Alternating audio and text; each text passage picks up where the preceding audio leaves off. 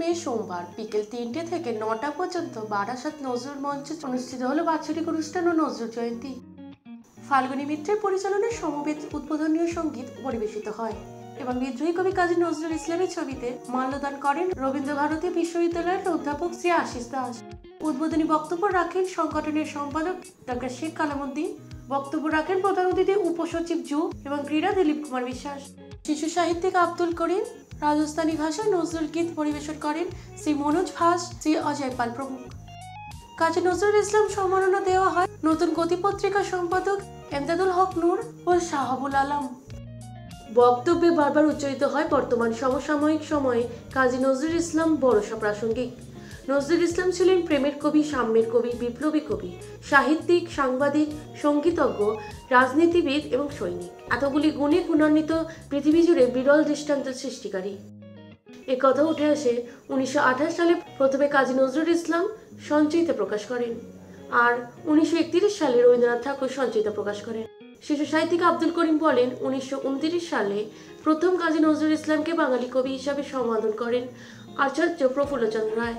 একই মঞ্চে তৎকালীন আলবার্ট হল আজকের কফি হাউসে নেতাজি সুভাষচন্দ্র বসু ঘোষণা করেন আগামী স্বাধীন ভারতের বাঙালি জাতির কবি হবেন নজরুল।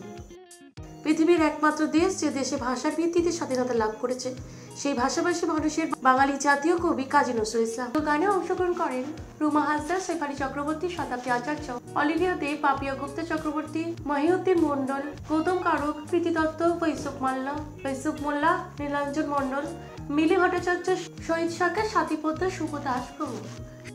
সমগ্র অনুষ্ঠানে সঞ্চালনা করেন ডক্টর নিরুপম আচার্য ও শাহজাহান মন্ডল। নজরুল ইসলাম আরবি, ফারাসি, বাংলা এবং হিন্দি ভাষায় তিনি প্রথম লিখেছিলেন গজল রূপে।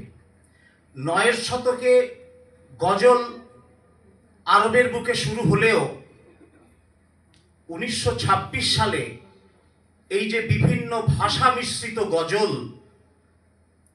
লিখে মানুষের মন জয় করেছিলেন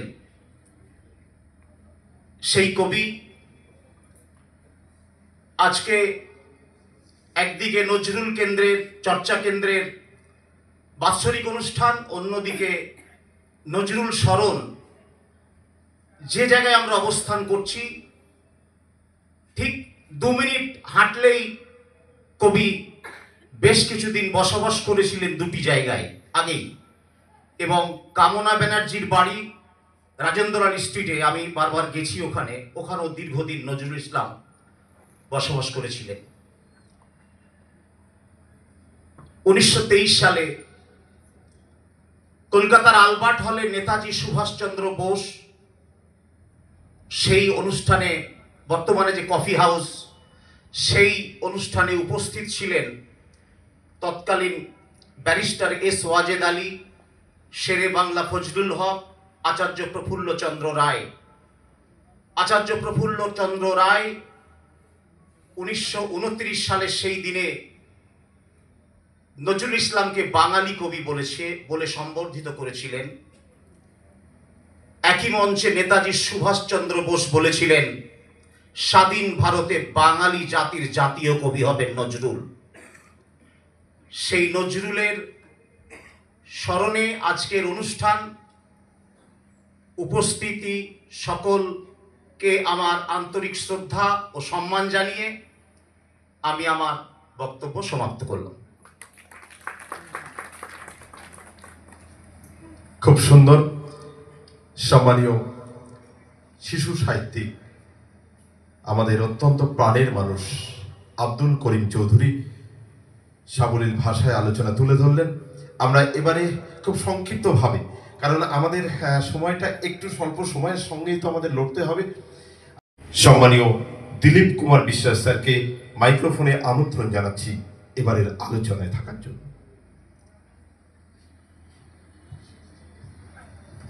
নমস্কার। প্রথমেই ডক্টর কাজী নজরুল ইসলামকে প্রণাম জানাই। সময় আমার 2 মিনিট। অতীতের কথা বলবো না, ভবিষ্যতের কথা বলতে চাইছি। কাজী নজরুল ইসলাম, যারা বসে আছেন তার কাছে সকলেই ঋণী।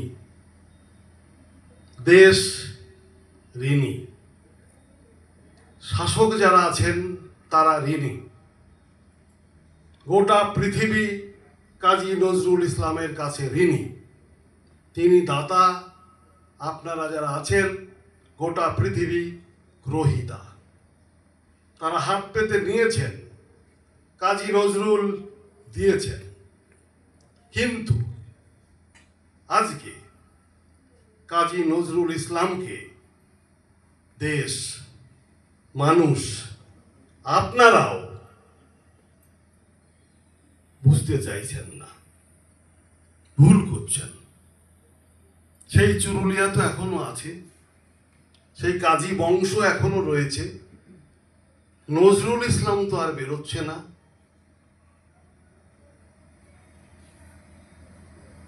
1922 সালে বিদ্রোহী কবিতা লিখেছিলেন, তখন তার বয়স 23 বছর। 1913 সালে রবীন্দ্রনাথ নোবেল পেয়ে গেছেন। 13 সালে নজরুলের বয়স 14 বছর। সোজা কথা নয়। মানুষ